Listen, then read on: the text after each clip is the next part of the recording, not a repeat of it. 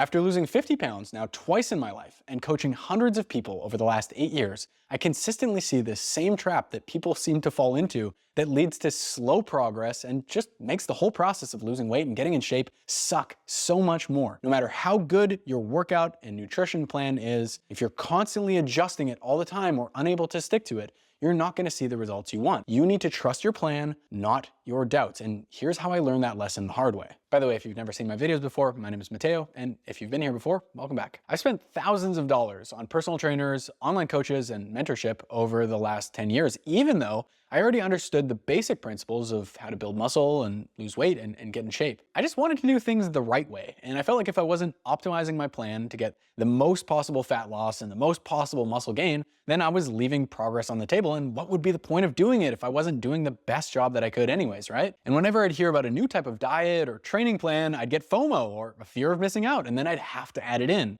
Whether it was a plant-based diet, or doing more sets in the gym, or doing cardio outside the gym, or doing a low-carb diet. I see this with a lot of people I work with too, so tell me if this sounds familiar. You start out with a solid foundational exercise and nutrition plan, but over time you start adding to it as you learn more and more, and it gets more complex, and over time it just gets watered down, and then the basics aren't happening anymore, you don't see results, and then you get frustrated and you give up. The struggle is self-inflicted, and look, this is something that even I battle with today, but here are 3 things I've learned along the way that have helped me overcome this information overload just a bit. The first thing is just to have realistic expectations. Of course, if you think you're gonna look like some shredded, sexy Superman in just 6 weeks of your brand new weight training program, then of course you're gonna feel let down. You're gonna feel like you're missing out on something or doing something wrong, because that's not gonna happen. So check this out. If you are able to lose 0.5% to 1% of your body weight each week, that's incredible for fat loss. If you keep that up, you will be significantly leaner over the course of the next 8 to 12 weeks. Now, you might not end up with shredded 6-pack or even visible abs, just basically depending on how lean you are to start with. Just keep in mind that it's probably not going to happen much faster than that. In the case of you being a 250 pound or 100 kilo dude, that's losing something like 12.5 pounds to 25 pounds or 5 to 10 kilos over the course of the next 10 weeks. Which, by the way, is enough for literally everyone in your life to notice that you've made significant visual progress. You're probably going to be moving in a belt notch, or maybe even 2, maybe moving down a shirt size, and your family, your coworkers, your friends, and your partner are all gonna say, holy shit, you look great. Have you been losing weight? This is awesome. Realistic progress does not mean unremarkable progress. And remarkable progress is really just realistic progress done for a remarkably long period of time. The second thing to keep in mind is that progress is more important than everything else. If you are able to consistently add some weight or some reps to your workouts each week, that's progress. If you are losing weight week after week,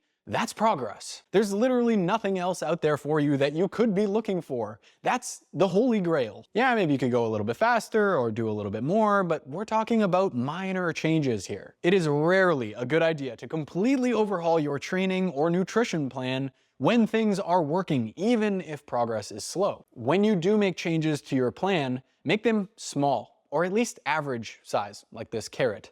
Make sure you have a very convincing reason to make the changes that you're making. Make them one at a time, and then when you make the changes, just leave things the fuck alone for a while and let your plan do the work so you can actually see if what you did made the difference that you want. Think about it. If you are overhauling everything, that's like getting married to your amazing and beautiful partner, and you're with them for a long period of time, and then you decide that you don't like the way they fold your laundry, so you're like, you know what, kick rocks, get the fuck out of my life, instead of just having a conversation. My girlfriend and I usually resort to physical violence to solve our problems, but you get the point. The third thing to try is just be dumb. You ever see that IQ bell curve meme of the glue eater guy on the left, and then you've got the Jedi on the right, and in the middle you just got the butt-hurt dude? In the case of building muscle and losing fat, the glue eater guy might say, well, control calories, eat protein, get stronger in gym with a J. The Jedi on the right would probably say the same, but it's the guy in the middle who says, no, it's not that simple. I need to specialize in the exercises that I want to grow, and I need to optimize my micronutrient intake. Blah, blah, blah, blah, blah. Stop it. Keep your plan Simple. You can always add fancy stuff later if you need it, which, trust me, you probably don't. The best workout and nutrition plans are the ones you can do consistently. You're not as advanced as you think you are. You don't need as much complexity as you think you do. And you can stick to the fundamentals and get great results for a lot longer than you realize. Of course, you're welcome to put fun and exciting things in your program if that gets you fired up to do it.